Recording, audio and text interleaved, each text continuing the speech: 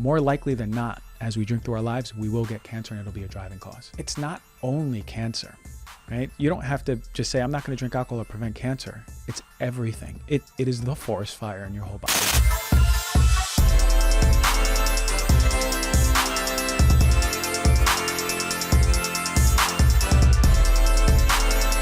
Well, you know, I want to have you here to have this conversation because I was up early one morning. I sent you a text and I was just looking into, because I had somebody reach out to me that had dealt with a situation with cancer a couple years ago. And he was being asked to come in for a checkup, you know, for a colonoscopy to see, you know, what's the situation looking like these years later. And so I just was compelled to let me look into the current state of cancer here in the United States in particular, but also globally. And man, it was just very disheartening. And so I sent you that message and I was just like, you're the person for me who's really blending together real empowerment and wellness and an understanding of cancer, you know, because this is your background. This is where you did, you know, your work for many years. And also today you are helping to share the education on this. And so one of the stats, for instance, this was published in 2019 by the CDC. They denoted that nearly 1.8 million new cancer cases were reported in 2019 alone. All right. So again, essentially all types of cancer are skyrocketing. So if you could, let's start with a meta perspective about our current landscape of cancer. You know, this is really interesting to me because I think back to the days of residency, right? When I was wet behind the ears and just thinking that cancer was a disease of old age, right? So I'm in there my first week and they throw you right to the lions really quick. And I'm seeing patients and immediately, I mean, maybe it was like on my first or second day, I have someone my age already. I remember him, appendiceal cancer, young guy. The next day, this girl was 19 years old and she had breast cancer, triple negative breast cancer, and she just had a newborn. And I'm thinking to myself, what's happening? Why are people my age? What's happening? And then I started getting worried about, oh my God, am I healthy? So I asked my residency lead, does this happen? I thought cancer was a disease of old age. She goes, no, everyone gets cancer. That completely shifted my paradigm. And as time went on in that residency, I learned more and, you know, going through the studies and seeing, yeah, of course. But early on, it just shows me how we have the perspective that cancer is something I worry about later in life. And I know how much you love studies. And I know how much, you know, you come on my show and you got studies, you picking it from left side, right side, pocket, behind you. You got everything for everything. You're like an encyclopedia. So when you think about the cancer rates, Harvard Medical College, man, they did a fantastic, beautiful study. And they looked at globally, big analysis of all the trends in cancer, all the different types of cancer all around the country, all the countries. And after a while, they put together the conclusions, and they were pretty astounding. Since 1990, there has been an increased risk of cancer for people under 50 years old, right? And since 1990, every successive decade, you have a higher risk of cancer. And this is astonishing because, again, people would think cancer is a disease of old age, but now people are getting it under 50. And as we get younger, or the generations that are younger, are having a higher risk. What the hell's going on? So naturally, the author's like, what is going on? Yeah. So they investigate it and they go, okay, you know, maybe it's because we have better diagnostic tools and better screening. And they concluded partially, but that's not really it. So what's going on? It's the food we're eating, the lifestyle, the weight, environmental toxins, and our microbiome. Those are the 5 things that these authors have said have drastically changed since the 90s. And since the 1950s, there's been an increase in sugary drinks, processed foods, environmental disruptors, right? Alcohol, all of the things, sedentary lifestyle, all the things that are actually adding into disrupting our health, predisposing us to cancer. And then all the things we're not doing that have changed since the 90s and actually are going downhill. Of course, now we're seeing an increased rate of cancer. Oh, man, that's nuts. So I love that because what tends to happen is we're just catching it sooner or differently or whatever the case might be, and we can brush it under the rug. No, in fact, the rates are increasing. It's increasing in younger and younger populations. And this should be absolutely startling for us. Here in the United States, cancer is the second leading cause of death, but they're kind of all piled together. And there's such a vast array of occurrences of cancer and the form it can take. And so let's talk a little bit about, because this is one of the things I really admire about you, is helping people to really demystify it, because it seems like this thing, this scary kind of boogeyman we don't really understand. And even with the diagnosis, oftentimes people are still not given the opportunity to understand, what is this? Where did it come from? What is cancer actually? Yeah, you see, the medical paradigm doesn't look holistically, but we're holistic beings, right? We have different parts to us. We can look at on cancer under microscope and go, this is cancer. But why? When do people go to the oncologist, and does the oncologist say, okay, we have your results, you have cancer, here's the stage or the grade, but let me tell you why you have cancer. That never happens. The paradigm is set up so now that you have cancer, let's destroy it. Of course, rightfully so, right? It can kill you, especially if it's severe or advanced. But cancer is essentially caused through our genes, right? Tumor suppressors or tumor promoters are out of whack by some exogenous cause, something throughout our life, right? We think of smoking. There's so many oxidative chemicals in there that are going to disrupt genetically the health of our genes, right? And it's causing changes in the synthesis of what we're creating. It's disrupting just our whole genetic makeup. And at some point, we have such beautiful buffers for our genes. When there's a tumor suppressor coming on, it's slowing down something that is being disrupted by exogenous chemicals.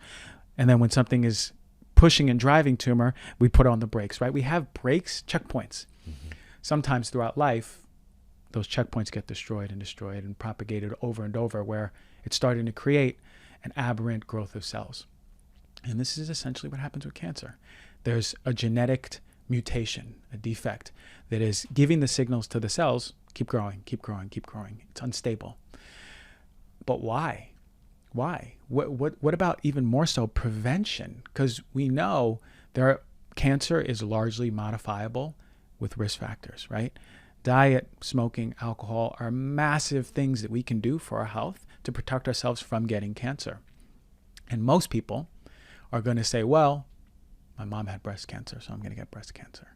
My dad had prostate cancer, I'm doomed to get it at some point. That's not true. About 10% of your genetics are really going to determine your risk or diagnosis of cancer. The rest is epigenetics, the stuff we love talking about. That tells me how much our environment, like we were talking about, the diet, the exercise, the food you're eating, how much weight, what's your weight, right? Environmental toxin exposure, all of the things, alcohol, smoking, all the things that we are in control of can actually help genetically, epigenetically change our risk. So it's 10%, even lower. And then we can lead a healthy life.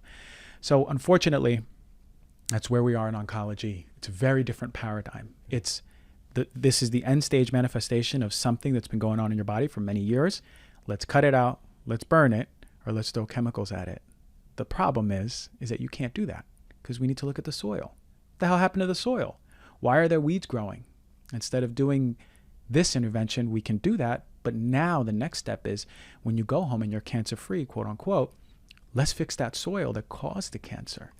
Why did your body create cancer? It's a very powerful statement, right? Why did your body decide to create cancer? What happened in your body that it created cancer? Because every disease is an adaptation mechanism to the environment that's happening in the body. Yeah, that's a very powerful way to reframe it. Because again, the subconscious thinking, and even for a lot of healthcare practitioners, is that cancer is idiopathic. It's just spontaneous. We don't know where it came from or how it happened. And that just doesn't cut it. That's not okay. This is abandoning basic tenets of physics, like causality and these kind of things. But forget all that. In this case, we're just going to go and attack the symptom of the thing. Yeah. And so I love this of redirecting to all these epigenetic influences and what's determining how our genes are being read, how cells are replicating. Yeah. We have this term in our culture that I really don't think we really understand. And this term is carcinogens, right? And even like gene is kind of in that word, but these carcinogens, these cancer causing agents, we start stacking these things against our cellular, kind of army that we have, our immune system, and we start putting these things up against that. Over time, it's going to start to break through. And so let's talk a little bit about some of these well-established carcinogens. When you mentioned some of the biggest epigenetic influences from that, the Harvard researchers, food was one of the things that you said. So how is what we're eating contributing to our growing rates of cancer? I mean, and this comes back to the inflammation standpoint that we talk about so much in this industry, right? In our field, we talk about inflammation. Essentially what's happening, it's creating forest fires in our body over and over and over. And guess what? The intelligence of our body is putting out those fires until the next meal, until the next meal, until the next meal. These chemicals are not only creating, or they're not even food, they're food-like substances that are causing this forest fire due to the chemical makeup, right? And it's creating an oxidative effect. And it's causing our body to protect itself with antioxidants. This oxidative effect is what's causing our genes to be disrupted over time. That doesn't mean if you have a crappy cheat meal, you're good, you're strong, you're robust. But there's people who eat like this. It's part of their lifestyle, it's part of their diet. On top of that, they're removing all the nutrient-dense foods, and we know the power of all the nutrients. But on top of that, when you're eating these foods, to break down and protect you, your body's recruiting all the vitamins. They're nutrient depleters. They're not adding any nutrients. They're also sucking away nutrients. The nutrients that are essential for your genes to be working properly. Like B vitamins, like magnesium for detoxification, right? Like vitamin C for protecting your liver, protecting your skin health, reducing inflammation, your immune system. All of these essential nutrients that are, few and far between for someone on an unhealthy diet is being depleted over and over and over. So it's causing inflammation, causing a forest fire. And then when the body wants to put out the forest fire with the fire extinguisher, the fire extinguishers are just on low, right? And that's what's happening.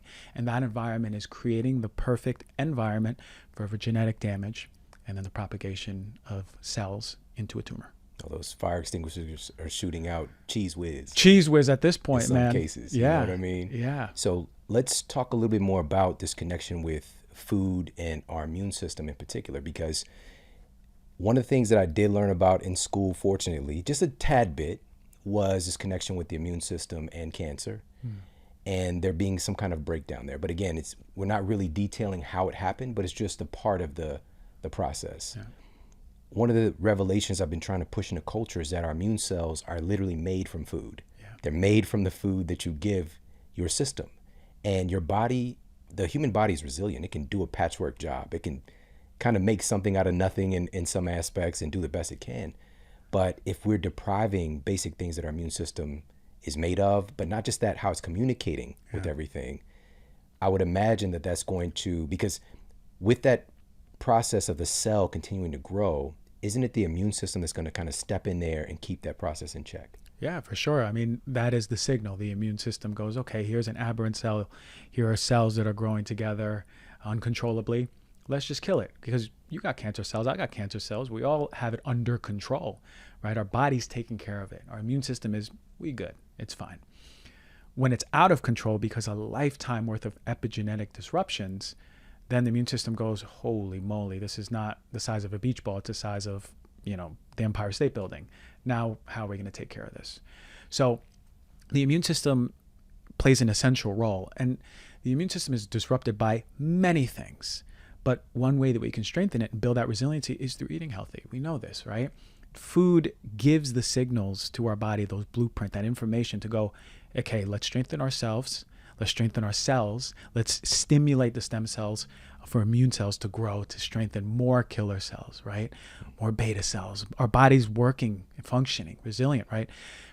Mushrooms, man, turkey tail mushroom, right? Reishi mushroom, white button mushroom, oyster mushrooms. They have polysaccharides that literally, when the immune system sees it, they see it and they go, hey, we need more of you guys. And it's stimulating the growth of more immune cells. That's just one food class, right? We know things like fiber helps our our microbiome, which is communicating to our immune system.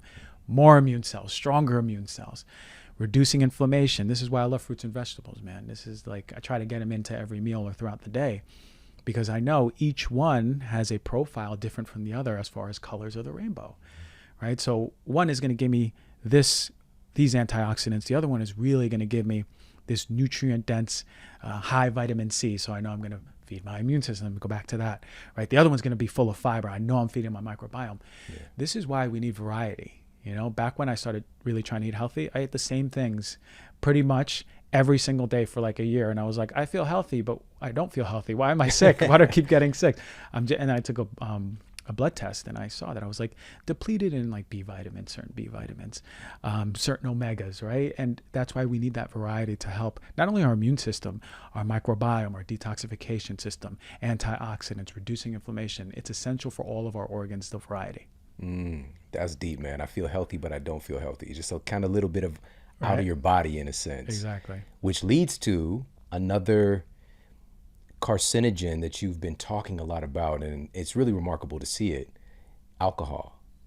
And this feeling of kind of being in my body but not in my body. Obviously, it's a big part of our culture, and it's been something that's been utilized for thousands of years by humans. But today, again, stacking conditions against us, Right. there is a tremendous amount of science detailing how not only is alcohol a contributing factor to certain cancers, but it's causative Yeah. of certain types of cancers. Yeah. The consciousness of America is such that alcohol is so regular and woven into the fabric of us, right? I know when I went to college, alcohol was the thing we did. We just drank alcohol, right? And then when I got out of college, hey, let's meet for a drink, right? Or everyone in New York meets for a drink, right? Hey, Tuesday, let's go on a date. Let's meet for a drink. Oh, my boy's in town. Let's meet for a drink, right? Over and over. It's so interwoven that when it comes to social situations, we need alcohol. Now, one thing that I learned very early on in my residency was the effect of alcohol when it comes to cancer. And we're not only going to talk about cancer, we'll go into all diseases, but in the context of cancer, it causes 7 to 10 different types of cancer. And people are like, oh, it causes 7 to 10 different types of cancer, right? Head and neck cancers, big increase in risk. Esophageal, stomach cancers, pancreas, liver, colon, breast cancer, prostate, probably lungs, probably gallbladder. It's incredible to think that when you're consuming this, how much of an effect it's having negatively to your health. And when we think about alcohol and its effects, it's the breakdown product of alcohol, acetaldehyde. And that's what's causing the effect on our genes. That's what's disrupting our genes. As I was talking before, tumor suppression, tumor promotion, those checkpoints, they're broken down the more we drink alcohol. So it's always been interesting to me when I talk about this stuff, because people seem to be of the mindset that, yeah, I'll drink throughout life. Look, my grandfather drank and he's fine. He drank all his life. And we use like these anecdotal evidence of people, right? I heard the story of and we grew up in Italy, and everyone in Italy and everyone in Greece. And yeah, but look at us in America, the way we live, right? Our lifestyle is out of whack. Oh my God, our food system we know is out of whack. And then you're going to go on top of that and start drinking alcohol. When it comes to something like breast cancer, just drinking throughout your life is going to increase your risk 6% to 60%. Head and neck cancers, this is crazy, 30% to 500% increased risk of cancer. Esophageal, 40% or 30% to 500%. So to think that there's something that we can be consuming that is putting us on the playing field to not maybe we'll get cancer, more likely than not, as we drink through our lives, we will get cancer, and it'll be a driving cause. Man. And this is detailed in a study. You shared this out on social media, and it was published in the peer-reviewed journal Nutrients. And the title of the study was Alcohol and Cancer, Epidemiology and Biological Mechanisms.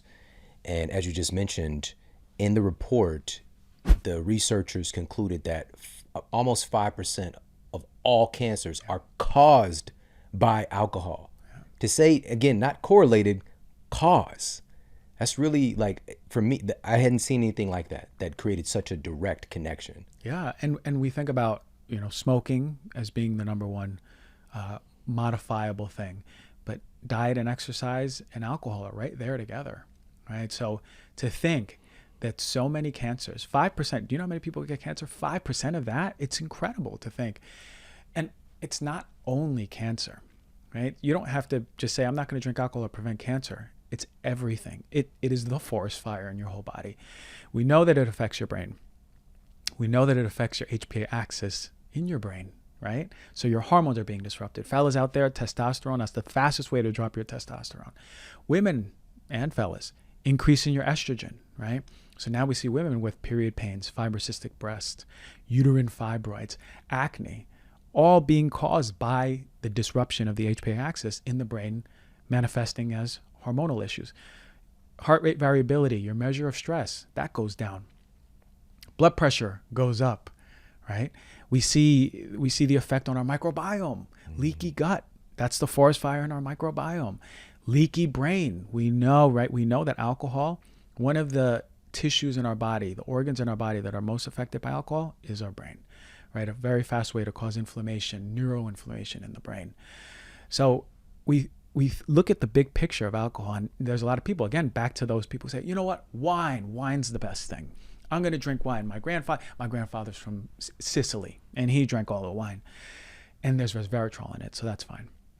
But the irony is that, and I remember learning this in my residency, that it takes like 2,500 liters of wine to get a therapeutic effect of resveratrol. At that point, the cost is so much higher than the benefit, right? So we look at this as a whole, and we look at the Oxford study that says no amount of alcohol is safe anymore, right? We kind of believed there was like, drink a little bit of alcohol, you're good, or maybe a moderate and you're good, as long as you're not a binge drinker. That's the way that I even learned in school. But as the studies came out, there's no amount of alcohol that's safe. No amount of alcohol that is safe for the brain and safe for your health as far as your risk factor. So the more you drink, it's cumulative. The more you choose to drink, the more alcoholic drinks you have through your life, the higher the risk for everything. That's crazy. Yeah, man. Now, of course, you know how we do it, man. We want to, and what I really admired about you when you shared that on social was you were addressing the things that we immediately come with, these excuses and things to justify our behavior. And so being that we're inclusive, I want to ensure that we're stacking, if you do choose to drink, stack conditions in your favor. Do all the other stuff that you can to make sure that you're radiantly healthy. With that said, what we tend to do in our culture is today more than ever, because there's this eat, drink, and be merry paradigm, right? From the past, it's like this old, proverb type thing.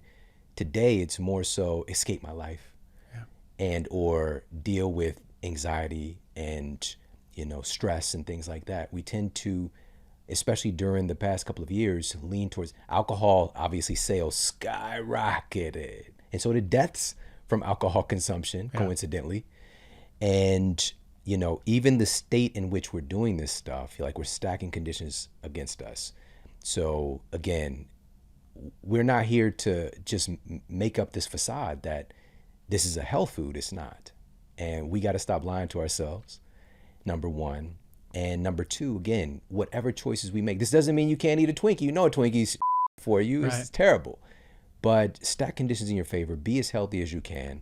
And if you cross paths with the Twinkie at a fork in the road and you take the Twinkie, so be it. You'll keep it moving.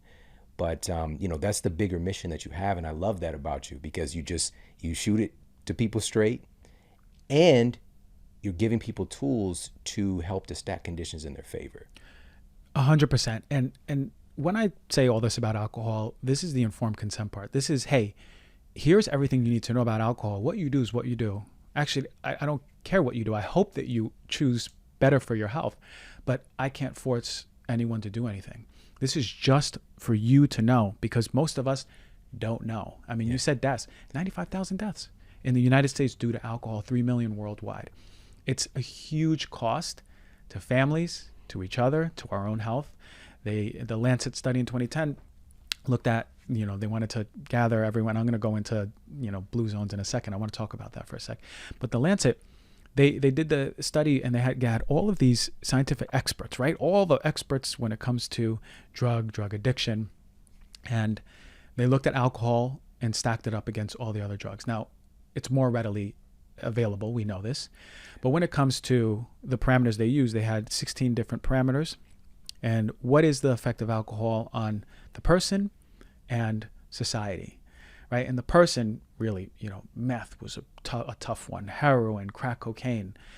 But then when they looked at society and to the person, right, alcohol shortly trailed those, but the society, alcohol was far and away beyond. So they did all of their parameters, they put everything together, and they saw alcohol was far and away the worst drug out there for people. And I say drug, because it is a drug. We don't think about it that way. That's how ingrained it is in our culture. Alcohol is a drug. Now, this study was published before the fentanyl epidemic, so that's a different story, right? But still, 95,000 deaths due to alcohol is a massive concern. There's a lot of money from our economy and not in a good way, for alcoholism, right? For alcohol-related deaths that are just draining our economy in itself. So it's something worth thinking about. Now, when it comes to drink and be merry, and again, back to the people who go, I have family in Europe, and when I was in Europe, I had the best. Okay, but let's think about our conditions. You said it best. We drink alcohol, right? Because I want to be social, but I had a really hard week, right? These are the stories. Or, oh man, I'm having a hard time with my girlfriend. I'm just going to hit the bottle, get back to alcohol, right? And the way we connect alcohol with our life is very different than it is in Europe. Europe is more community-based, and goes back to one of the first podcasts we ever did, talking about how important community is to human health. If you go to the blue zones, some of the blue zones drink, some don't. But they're all in a big table. They have family, they have friends, they're feasting over food, right? The European mentality is not like us. We're work-driven, we're dollar-driven, we're achievement-driven. They're living life-driven. They're eating food from the ground. They are expressive with their emotions. Most of us are just stressed because we're holding so much in, right? They're expressive with it. You ever met someone in Europe? The men are loud and they cry and they dance and they're happy, right? And the women, they're tough. They get angry, but they get happy. They move through their emotions so gracefully because they're more authentic. We hold all those anxieties in and we call it stress. And then when we're stressed, we drink more alcohol. But the bigger question is, why do you drink alcohol, right? What does alcohol give you that you can't give yourself, right? Because for me, when I drank alcohol, I knew I felt better in my skin. I felt more confident to dance. I felt more confident to go kick it to the girl across the bar, right? I go, yeah, man, my words are even smoother with alcohol. But that's not true. My ego's out of the way. I was always there. All alcohol gave me was a little glimpse into the potency of who I am as a human being. The irony is I wake up in the morning and I'm even worse off than I was. So the bigger question is, what does alcohol give you that you can't give yourself? Because if it's community, can't you be in a community and drink tea? What is it? Do you need to buzz yourself up to be more funny, to be more open, to open up your heart and have a deep conversation? Because if that's the case, then it would behoove us to look at ourselves, what's holding us back from doing that, and start becoming more authentic without an agent outside of us. Yeah. Wow. That's powerful, man. That's powerful. And when you just said that agent, it made me think of Agent Smith from the Matrix trilogy. Trilogy. Again, circling back to with our trilogy here with Dr. G. And, it's so funny, even that kind of scenario where there's this external force trying to invade your system, right? With this agent trying to take over people's systems, basically. And when you realize that you're the one, the power is within you, all these external things, you don't really need that. You are it. And again, when we relate with these things, informed consent, more intelligently, making truly healthful choices and decisions, from a place of health. Like a lot of times today, our foundation is just so shaky, right? The bones are not strong, and so even from that position in of itself, the decisions we're making from a place of instability are automatically going to probably be compromising. And so today we're talking about education, but also a shift in where we stand, right? Getting ourselves more solid and stacking conditions in our favor again. And so this leads me to, I want to ask you about this. And you're of everybody that I know, you're the main person who's talking about this stuff, and you're always finding a new angle, and some of the stuff stings. It's just like, oh, that too, but I love it because I'm not one of those people that I'm going to bury my head in the sand and ignore it. Right. But the environment itself, what we're through our process of, industrialization and creation and all this stuff, there's so many environmental waste products that we're talking like millions, billions of tons every year that are getting into our environment, and a lot of stuff has never existed before. Like human cells have never interacted with these byproducts, right? And so you've been talking about environmental toxicants, and helping us to make sense of this. Like, again, many of these things are known carcinogens. These are cancer-causing agents. So let's talk about environmental toxicants. So we've already talked about what we're putting into our body via food, via the beverages that we're consuming. What about the external stuff? Major role, man. Major role. When I left my residency and I went to Silicon Valley in San Francisco area, I started a practice with a friend, and I started getting these clients come in, right? And I was exclusively doing cancer. And when I saw these clients, I go, okay, I'm going to do it the way that I learned in my residency. But then I had more flexibility to test for things that we weren't really testing in my residency. And then I drew this big pie chart, right? And this was for a breast cancer patient I had. This girl was 32 years old, and she was a hairdresser, and she had tattoos all over her body, and she ate crappy, and all of this stuff. And I go, you know what? There's this new panel out from this lab over here, and I'm going to do this toxin panel. Let's see how this looks. And in that moment, when I got her results back, she was in the highest percentile for, I would say there's 200 something toxins on there, probably for more than half. And I was in shock. So then I followed up with a heavy metal panel, and I was like, why didn't I test like this for residency? We couldn't do it there. And then that's when it started coming into my head.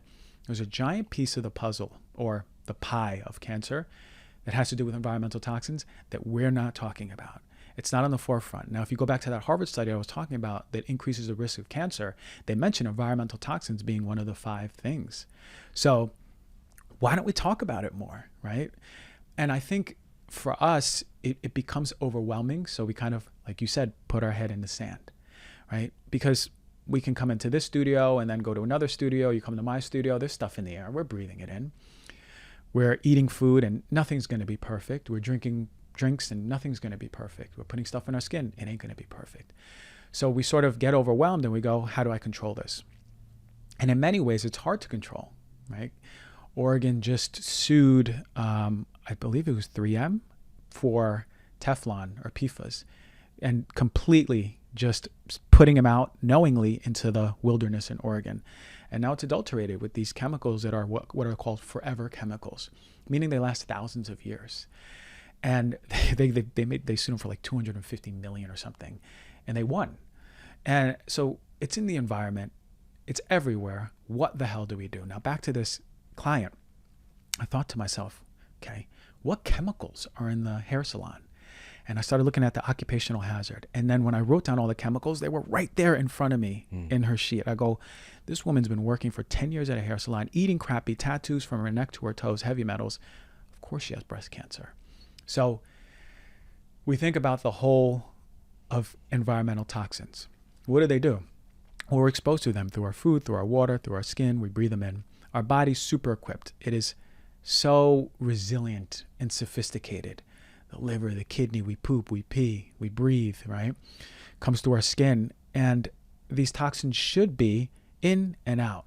Unfortunately, if you look at the rate of these chemicals coming into our environment and the Swiss cheese that is the EPA allowing everything past it, we have 80,000, I think, new chemicals around there since the 70s.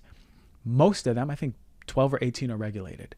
So what that means for us to understand is that we are the guinea pigs.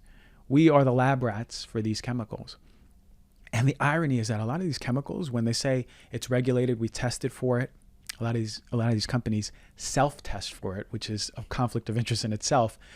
But when it comes out to the environment, we think about it and we go, okay, we're being exposed to this, and they're saying it's safe though we tested it. No, they tested that one chemical in a vacuum. We don't test the bioaccumulation entourage effect of all the chemicals we're exposed to from when we wake up to go to bed. So what do we have power over then, right? Oh, look, now I'm overwhelmed. We have a lot of power. I walk into your studio, you have an air purifier, right? We can purify the air in our house. So important, because guess what? The air in our house oftentimes is more toxic than the air outside, more polluted. We can choose what we clean with. We can choose what we're cooking with, the pots and the pans. We can choose the beds that we sleep on. We can choose the stuff that we put in our skin, in our hair, in the bathroom, the scents that we have. Do we have Glade plugins? All of those things are little drops in a bucket that start filling up. So that's been most of my work, to give people the actionable things they can do in their own home or in their own office that are going to be able to help them be in a better foot when it comes to protection against environmental toxin while optimizing all of their routes of detoxification.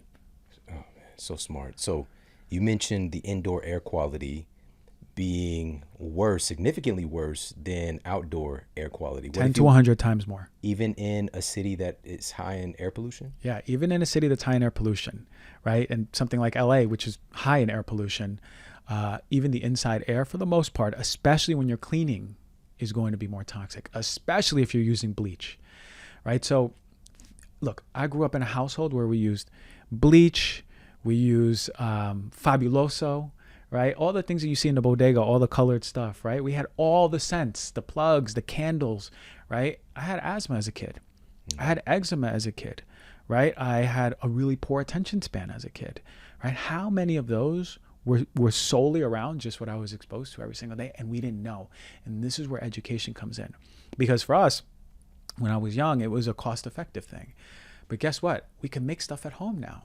There's do-it-yourself recipes that you can make for cleaning products that actually work really well. Yeah, man, I love it. So, and also, you mentioned having an air purifier. That's one step. What about just opening a window? Opening the window, man. Opening the window. You know, a new study came out, and I was notified by one of these people I follow. And she said, hey, look at this study. And I heard about a little bit about this back in school, is our stovetops, you know, the combustion of the stovetops has a reaction that can cause asthma in children, right? And it makes sense. So it's very easy. Put on the hood when you're cooking. If you don't have a hood, the ventilator, open a window when you're cooking. And this is true because you and I have the same air purifier, and it actually tells us when the air is toxic. There's a little red ring. If you bring that air purifier to the kitchen when you're cooking, immediately when you turn on that burner, within a few seconds, it's going to start turning red because it's going to scent those toxins in the air already, right? But it's not only what we're cooking with, it's the pans, the pots, right? Teflon. You ever see the movie Dark Waters? I know you're a movie guy. I haven't seen it yet. Oh my God, well, you have to watch it this weekend, man. Mark Ruffalo is a lawyer who worked for DuPont. And DuPont, the company that created Teflon, or these hydrophobic chemicals that, you know, are so amazing when we cook eggs on them or we cook anything on them, it's not sticking and we can clean it easily, and wow, this is amazing. Also in rain jackets, also any moisture wicking clothes, wrinkle free clothes, yoga pants, right? This chemical in the movie, which is based on true events, went downstream, and I believe in one of the towns in Ohio, downstream, and started affecting all of the farmland. The cows started getting tumors. Then the people started getting sick with cancer. And then this guy Mark Ruffalo, the lawyer, left his job as a representative of DuPont and then started working for the people. And it was like a 15, 20-year case. But he finally started bringing justice to these people who were becoming sick knowingly by DuPont. Now, why do I say this? Is because very easy. If you have Teflon, throw it away, right? Get a nonstick, get a ceramic, get something else. It doesn't have to be overnight, right? You can have a 1-year plan, right? If you need to invest in a new bed, save up for it. 1 or 2 years, get a new bed. But simple, stop getting the candles that smell like, you know, Yankee candles, right? Like, Yankee Doodle, like, you know, lavender, cottonwood. Your house shouldn't smell like bubble gum, right? Candy cane, exactly. That's easy. Glade plugins, that's easy, right? The stuff you're cleaning your house with, that's easy. One of the biggest environmental toxins that is connected to disease is the pesticides. And this is something I've always been passionate about. I was marching years ago against Monsanto, right? I remember I was going like, hell no, GMO, right? And I was like, 21 years old, right? So but I was learning about how our food system is adulterated. And I was learning about the corruption in the EPA and the food system. And when you think about it, pesticides have, and you know this because you came on my show talking about pesticides, insecticides, right? Herbicides, they have a marked effect on our health. The International Journal of Cancer, big epidemiological study. They looked at all of the organophosphates. These are phosphate-centric insecticides that are readily used. They're the most popular insecticides. And what did they find? It was pretty wild. There's a dose-dependent relationship, meaning the more you're exposed to this pesticide over time, the higher your risk of two cancers they found. Leukemia, and the other cancer was colon. So that was interesting because you go, okay, wow, now we know pesticides are really connected to cancer. But I'm going to tell you about this. This is the best study. This is the best one. You're going to love this one. It's out of Canada in 2007. And the authors in this study wanted to investigate the pesticides, all the common pesticides, and are they causing disease? And this was a systematic review. So they took 104 of the best studies, peer-reviewed, high quality, high power, statistically significant, the best of the best. And what did they conclude? Man, not only is there a dose-dependent relationship for pesticides and cancer for leukemia and for colon, but now they found that it affects brain cancer, kidney cancer. Fellas, how many men are going to have prostate cancer in their lives? Prostate cancer, especially for Hispanic and Black populations, prostate. And it's incredible. It was so powerful for this medical society of family physicians that all the different medical societies in Ontario started changing their relationship to pesticides because of this one major quote in the study that says, "We recommend that everyone reduce their pesticide exposure." And this is coming from people who were just like, we wonder if pesticides cause, and at the end they were like, pesticides are making you sick as hell. And it's incredible because children, pregnant women, it's affecting children in utero, right? Postnatal too. It's incredible that something that is in our food system bioaccumulates, entourage effect, and is affecting so many of us in different ways. Nothing short of cancer, though. And to piggyback on that, the journal Chemosphere, I might have talked about this on your show, but one of these really pervasive pesticides, and is really prevalent in the number one consumed beverage, which is coffee, and it's called chlorpyrifos. Oh, yeah, right? Big one. So this was published in Chemosphere, peer-reviewed journal.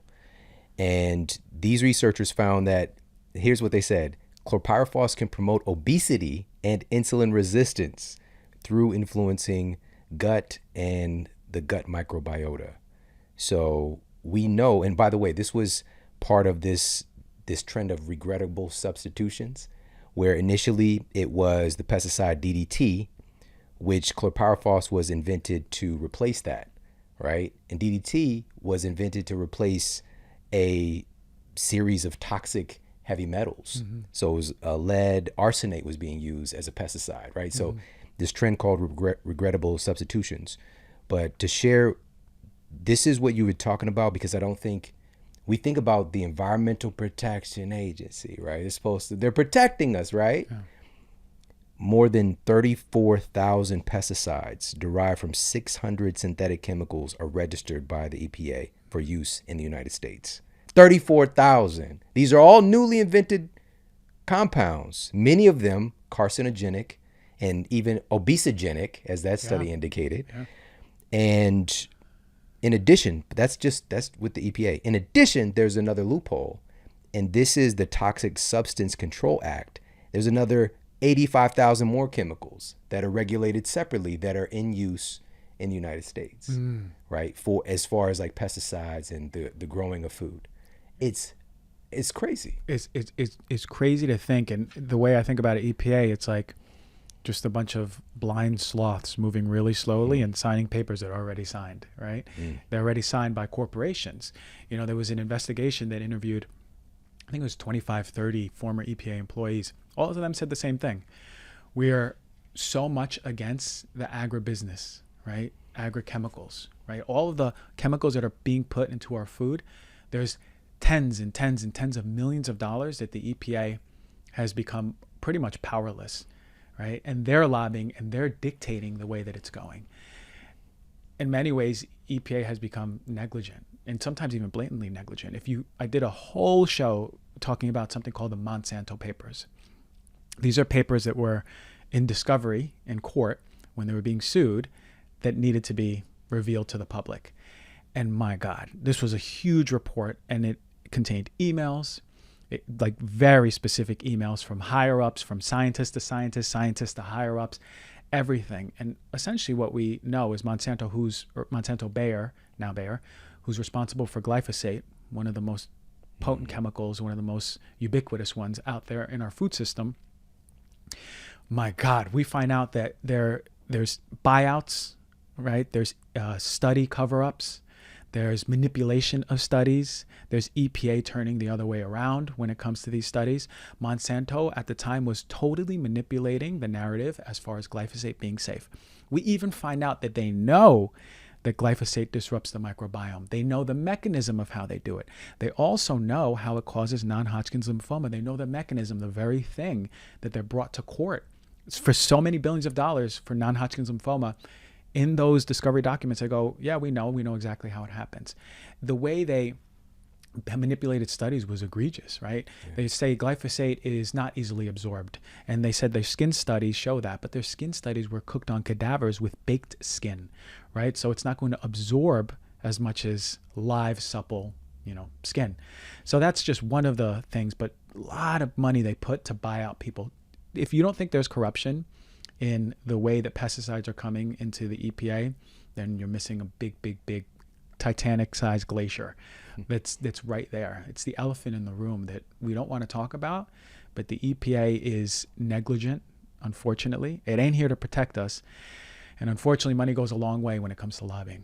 Yeah, I have an intimate connection with Monsanto, being from St. Louis. Right. It's like obviously a major hub of Monsanto.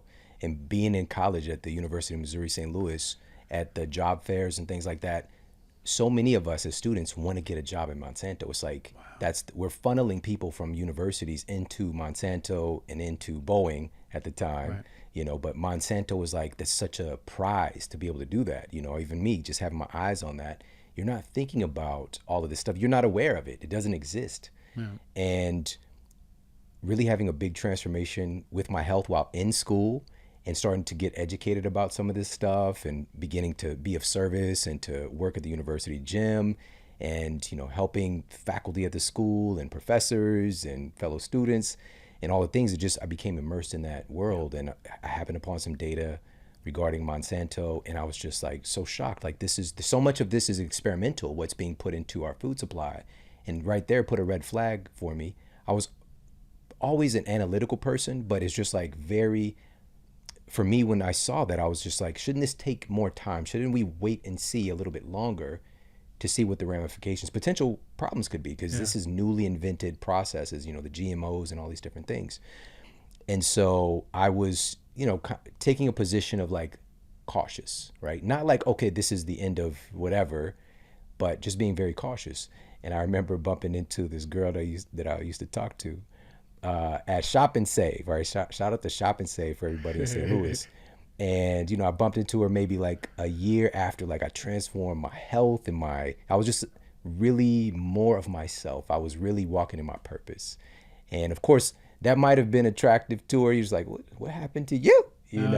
But also, when I saw her, and I was just like, so what have you been up to? She was like, oh, I'm working at Monsanto, da, da, da. And I'm just like, dun, dun, dun, inside my head. And I was like, how this is the phase I went through. You go through that phase and you want to tell everybody everything. Right. I've been through that phase. I think I'm still in that phase. Everybody, but people can come and follow you for that purpose, right? They know what they're getting, versus when you were just out in the world, like, excuse me, do you know you're doing that wrong? Right. I know that feeling. I'm just trying to save your life, right?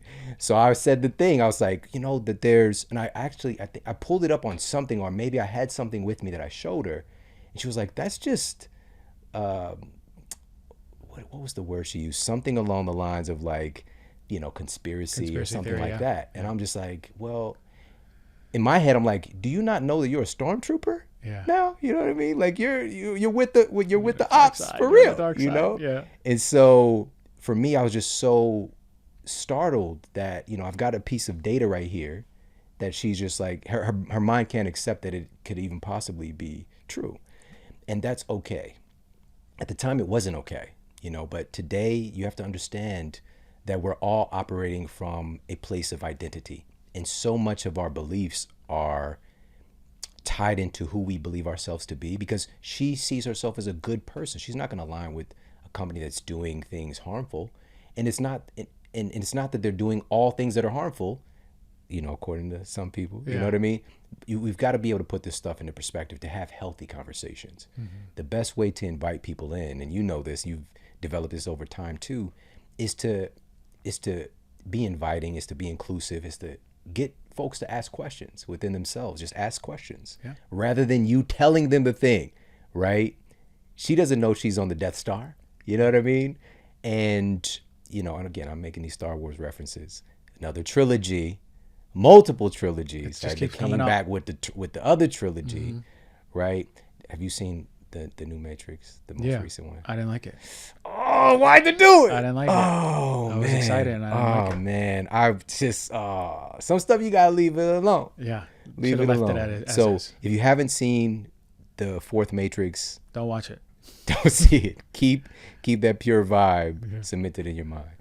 But again, this brings me back to, for me, this is the most important part of this conversation today.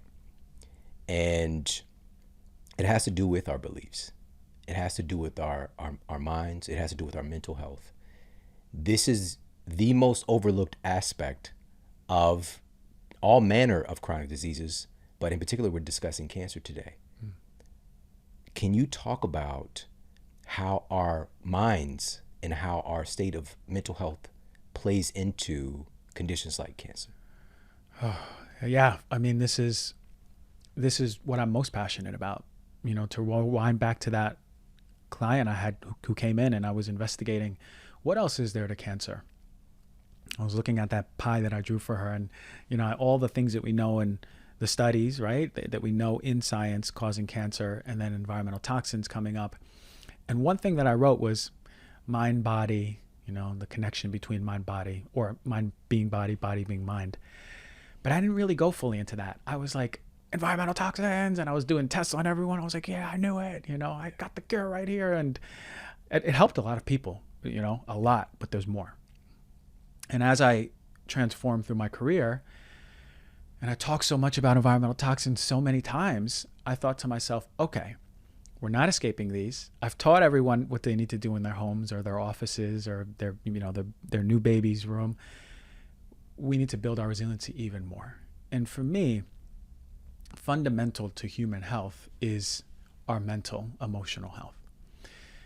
If you're doing all of the fantastic things like working out and you got a great body and you're eating all the good foods, but you ain't forgiven the traumas that you're holding for your dad, or the traumas you're holding for your mom or your teacher or your coach or your friends, and you're still carrying that lead backpack, what are we doing, right? There's internal work that needs to be done in order for us to come back to who we are. And who we are is super radiant, super healthy, super in our purpose. Like, you wake up, you're bright-eyed, right? You know your purpose. You have an open heart. You're giving to the world. You've done work on yourself, I can tell. But so many of us don't even know where to start.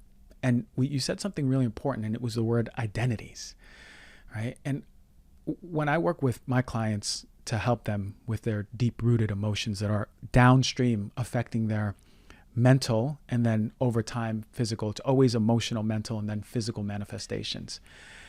I always tell them this analogy. They're called matryoshka dolls, these Russian dolls. The little tiny one, and then you stack another one. It's the same exact replica, and stack another one and another one. And this brings me to the concept of authenticity, the freedom of being just free within our own body. And we're that tiny doll. And you were free, and the most unfree person as an adult was free because we were children. Even if we were in a household. When we were kids, we had to laugh when we laughed. We pooped when we pooped. We wore a sailor hat and purple shoes when we wanted to. We peed. We jumped in the air when we were happy. We did everything that we needed to do for ourselves. And then at some point, that becomes contained. And that becomes contained for safety in the home, the way dad is, the way mom is, for many different reasons, school, then teachers, and then we start building our identities. So back to those dolls, as we stack up those dolls, there's this 5-foot layer doll now that is like within it so many layers of who you are. And each identity is just a piece of you that you've said is safe to show to mom, and then to dad, and then to teacher, and then to coach, and then through your life, just what parts of you are acceptable by society and the people around you and what parts are not. So when it comes to true mental health and true emotional health, you have to go back to your authenticity. You have to go back to the parts of you that you've been so scared to show the world, right? Man, are you so scared to cry? Fellas, are we scared to truly show our tears? If there's a sad movie and you have the impulse and you swallow that and you didn't even know you swallowed your crying, are you swallowing your crying because maybe when you were younger, dad said, hey, you're tough, big boy, no more crying? And are you not listening to authenticity? Because we completely forget and we're just completely detached from our own body trying to express itself. Women, my God, how many women are so scared to be angry? Women can't be angry in society. Men out there will be like, look at her, she's hysterical. What's going on with her? I can't hold her in this. But a woman holding their anger because they've been told it's not safe by mom says, hey, no, we are a woman now. You're a big girl now. We can't be acting like this, right? You can't throw a tantrum. And this is what we are. We're just little children in adult bodies trying to desperately hold in the parts that we're so scared to be judged with. We're living in fear, and that fear is driving stress. What is stress? Stress is simply you not expressing your authentic emotion. If someone comes back home from work and says, honey, I had a stressful day at work. Well, why'd you have stress? Well, my boss, he was just, right? Okay, your boss was, how did you feel? Oh, I actually wanted to go like, F you, I'm really mad right now, Don't talk to me like that. We repress and hold that part of us, and then we just say, I'm stressed, right? The fact of the matter is to be truly mentally healthy and ultimately physically healthy, we have to go back to the parts of us that were being held. What part of us are we so scared to show? What part of us are we so scared to express because society told us and conditioned us that we can't be, do, say, or have our highest selves? And this is the type of work that I do for people. I help bring them back to who they are. So even if they're eating healthy, or they got a six-pack, right? Or they have great relationships, even good community, what are you holding in? And now let's finally allow you to just open up in who you are, my God, because it's the most beautiful thing. You're in your purpose. And you deserve to show up in the world that way. Why? Because people deserve to feel that. You inspire people just by being who you are. You ain't got to do nothing. You don't even have to have a podcast. You don't have to talk. You just walk in a room and someone's like, who's that? I want to be around this person. I feel good around them. And those are the people in their mastery, i.e. their authentic freedom. Man, so powerful, man. Thank you so much for sharing that. And listen, this is what it's really all about when it boils down to it. When we talked about earlier, I mentioned foundation. Yeah. We're talking about creating a real healthy foundation. It starts with you and your mind and how you perceive yourself and how you relate to yourself. That's the most important relationship. There's a lot out there about building healthy relationships now, thank goodness. But the most important one is the one you have with yourself. And so your work is incredibly important. And, just to put a cherry on top with this connection with chronic disease, with the manifestation of cancer, you can, as we've talked about, you can essentially eat variations of carcinogens. You can drink variations of carcinogens, breathing them in. We're stacking these conditions, but also there's an entire field of psychoneuroimmunology. Oh, yeah. Your thoughts can create inflammation in your body. It can create massive disruption to your stress hormones. Essentially, it can create carcinogenic pathways and disrupt the way your DNA is working and cellular replication, all this stuff, increasing the incidence or the risk of having cancer develop because of the way that you're habitually thinking. And that right there, that's scary, but it's also empowering, because this and where the data is going right now is more powerful than all the other stuff. Yeah. It's the most powerful, because your mind and your heart, your nervous system is actually making decisions on how they're interacting with everything in the world, internal and external, right? And who's at the helm? Who's at the wheel of this? It's you. You have power in this. So much power, man. If I tell you to imagine your favorite food and we do a deep meditation on your favorite food, your mouth is going to be watering. Your stomach's going to be releasing all the acid ready for the food because we think it's real, right? And this is what we do with our thoughts every morning. And what do we tell ourselves? I'm not good enough. I'm not good enough for this job. Man, I wish I could just wear different clothes. I really wish I could be myself, right? Why am I in this relationship? I wish I could do something I love. Over and over, and your body's listening. You know how much energy it takes to hold in emotion? It takes so much energy. You want to know how I know? Because when people release emotion, it looks like they come out of a sauna, right? It's so much heat energy that's expressed. And the analogy I give is, if your body has $1 million worth of resources, 1,000 are being used to hold in your emotions. The rest has to be divvied up with your hormones, with your immune system, with your skin, with your bones, with your muscles, everything else, right? This is why when people come back and open up that space, allow themselves to feel those deep parts of them, those resources come back to the body. And that's why we see such crazy healing of skin diseases, healing of gut issues, healing of chronic pain. Why? Because the body finally has the resources it needs to heal, to repair, finally, to reduce the inflammation. It has everything it needs, all the energy it needs to start giving back to healing. So cancer in itself, I know we talked a lot about cancer. We have to think about the mind-body psychoneuroimmunology. Your psycho, right? Your thought process, your psychology. Neuro, the connection between your thoughts and your nervous system, your brain, your nervous system, and immunology, your nervous system to your immune system. Very important to understand. Your thoughts through the nervous system are going to affect your immune system.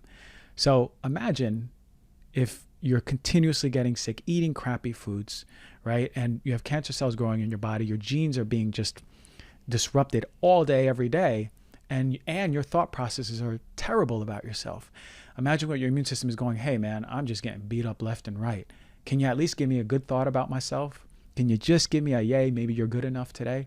And maybe I can fight back and help heal your body. And that's the field of psychoneuroimmunology. It is incredible. And to think, if some people might go, that's not real. Psychoneuroimmunology is the same exact thing as, neuroimmunology is the same thing when you get in a cold tub. Your nervous system is in sympathetic mode. It activates your immune system. That's why people who get sick or protect themselves from resiliency of getting sick do cold exposure so much. It's because of nervous system to the immune. Now we know the other bridge, psychoneuroimmunology. Yes, let's go. And for more on healing, everybody can check you out, Heal Thyself Podcast. Heal Thyself. On all platforms. And where else can people connect with you? Instagram, Dr.Gonzalez, DOCTOR.GONZALEZ. The website, docgonzalez.com. I got something exciting coming, Well, I have the Swell Score. That is the spot where we have curated supplements, home stuff, makeup just came out for everyone. This is top of the best of the best, curated by me and people who think like me. So the OCD people, basically, we're only getting the best. But the exciting thing I have coming out will be coming next month. And it is for all this emotional healing. I've created a business that is opening the space for people to do it virtually all over the world, right? Because a lot of people are like, hey, I can't come to Venice, California, man. You live too far, right? I can't do that drive. So now we're opening virtually in a very organized way, but it's like, man, it's going to be so good, man. This is how we spread emotional healing, foundational healing to the world. Not just one-on-one. Now everybody's going to have access to it. And I'm telling you, man, I dream about it. I drew pictures about it. I was doing the logos and designs. I'm so feeling good about it. Let's go. So we can get information via your That's website? Coming out. Yeah. Just on the website and on my Instagram, I'll be announcing it, so anyone who needs emotional healing and isn't in Venice, California or in California or doesn't want to make their way out there, we can do it virtually now. Hey, if you like this video, make sure to check out this video right here. So just to specify, vegetable oil is not coming from peas and carrots. It's coming from seeds, actually. So some people call it seed oil. And there's 8 of them that I recommend everyone just get out of their diet.